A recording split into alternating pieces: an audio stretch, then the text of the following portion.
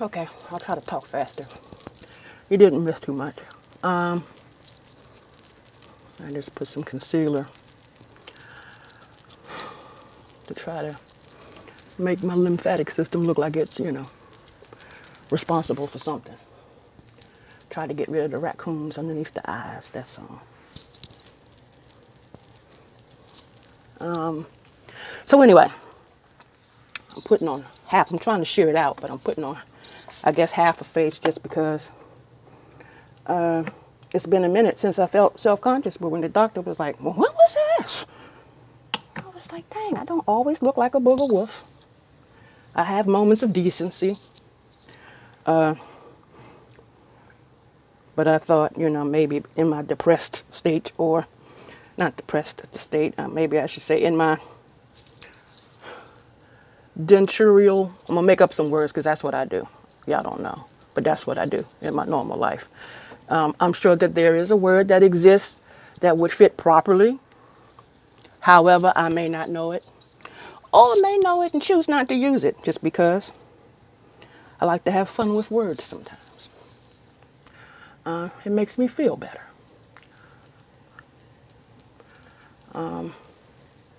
So at least if I'm not laughing on the outside, I'm laughing internally.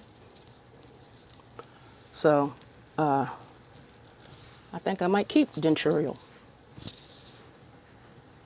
We'll see. But nonetheless, I feel like I don't want to bake. I just wanted to just set the raccoons just so it doesn't get too off the chain. But I don't really feel like going through a whole bunch of.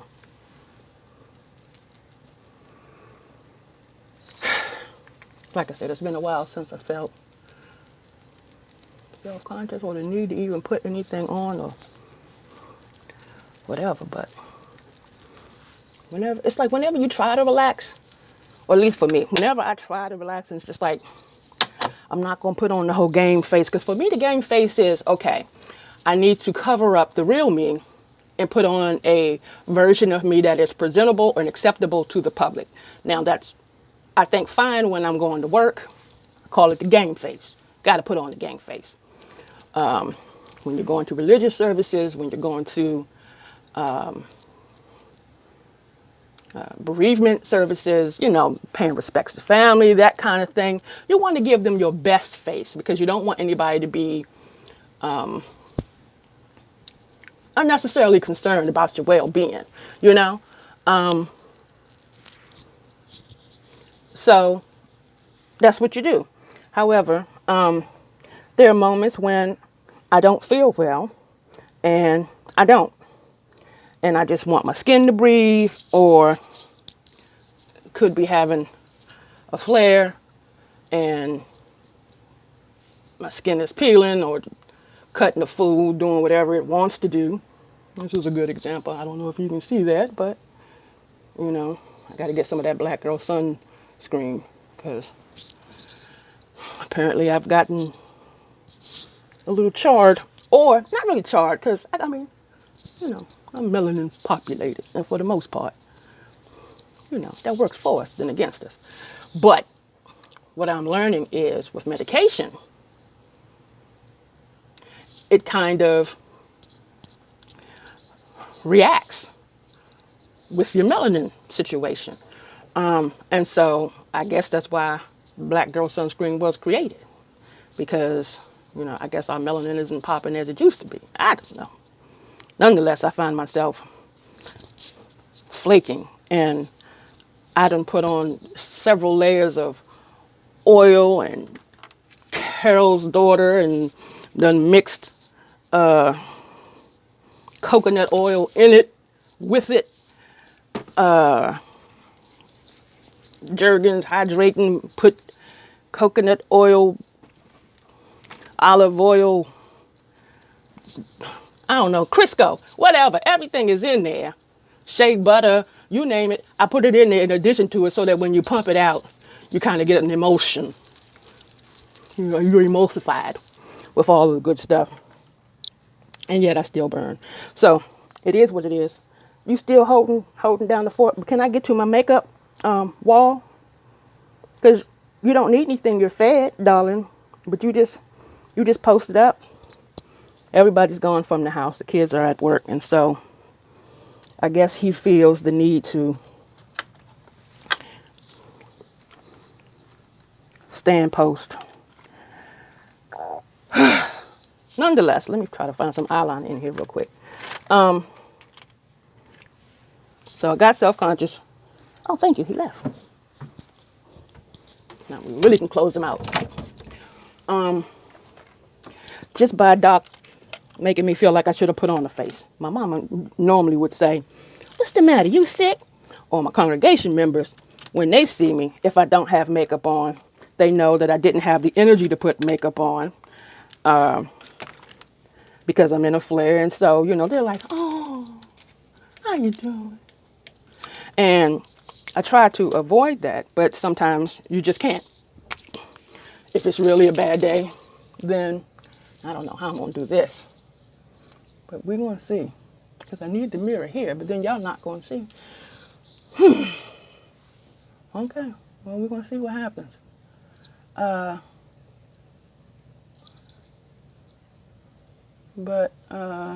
Ooh, this is proving more challenging than I thought. So I try not to, hold on, y'all. I try not to needlessly worry folks when, for the most part, I might be low in energy, chronic fatigue is popping off, or fibromyalgia is getting loose, or, can't really tell if it's, RNA changing and lupus is deciding to wake up. Never really can tell unless you go to the doctor and they run your blood and you got to go through all of that. And sometimes it's just like, you know what? If it's going to rain, then I know it's fibromyalgia. It's not lupus. And I just have to ride the wave is what I call it. There's a lot of mental surfing going on. You just got to ride the wave. The wave will chill at some point, and I will be in less pain, and my hands will shake less, and at which point I may have the energy to be creative and, put on a halfway decent face for the folks so that they don't needlessly worry. But other times, that doesn't happen. And I'm just trying to make my non-visible lashes look halfway visible without putting on a strip of lashes, because I'm not trying to, like I said, I'm not trying to, you start playing your makeup, you can go all the way in real fast. And although I have the energy to do that right now, surprisingly, it would be to no avail, because they said that it was going to be 94 and feel like 100 outside. And so if I were to have a little mirror fun, I'd look like a swamp monkey by the time I reach the parking lot. So we're just going to put on just enough makeup so as not to scare the other women. Just because Doc made me feel like I really was out here looking like a bald-headed sea monkey. Like, when was that? I mean, dang. I was like, at the same time, he's a very nice dentist. It makes you feel real comfortable, like you can ask him anything. So maybe he just felt overly comfortable, like I was family, and that's how you talk to family. I mean, that's how I talk to family. You can get straight up and real with them. You be like, what's happening? Why you out here looking like a dried up sea monkey? So maybe that's where he was coming from. He felt, he could just be like, why you out here looking like this? Or when was this? Anyway, so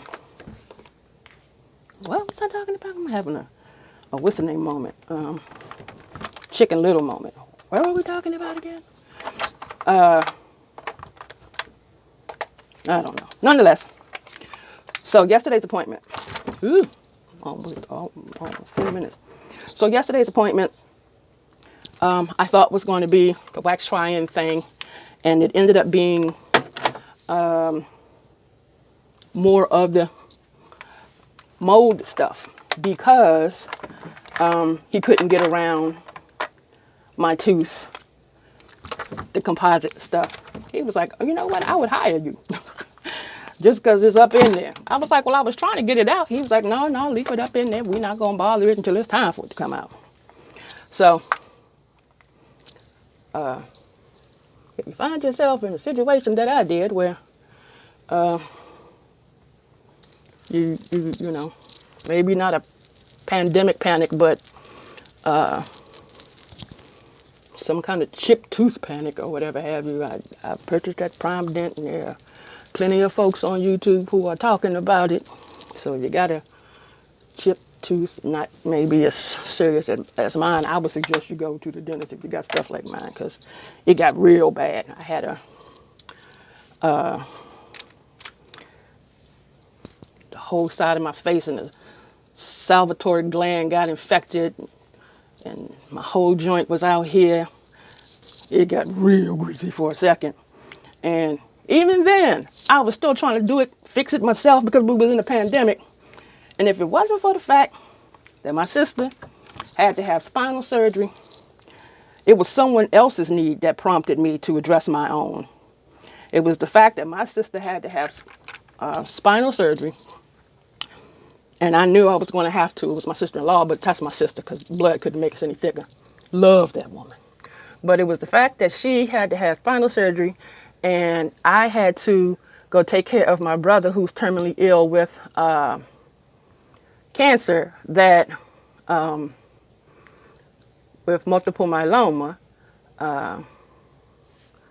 that I sucked it up on myself and was like, look here. Found the dentist, tried to go to the one that I had gone to previously who I liked, but he had retired and a younger person had taken his company over. And it was only because of my sister that my mind was like, I wasn't focused on me. I was focused on her. And I was like, listen, I got to go take care of my brother, and I don't have time for this foolishness. What I don't have time for is a bunch of aching and paining and me ghetto MacGyvering myself with all the doctored stuff that I had been doing, you know, pulling, all the stuff that I had bought myself, just goodbye gum disease stuff from Amazon. What else? It was some other kind of oil. Here it is. They said some kind of ancient oil, Indian oil, pulling oil that helps you to regrow gums and scraping at the tongue. And I was trying everything to clear out infection in my mouth, the Lysol, the gargling with peroxide, the gargling with hot salt water, trying to clear out abscesses. And I mean, I was doing everything.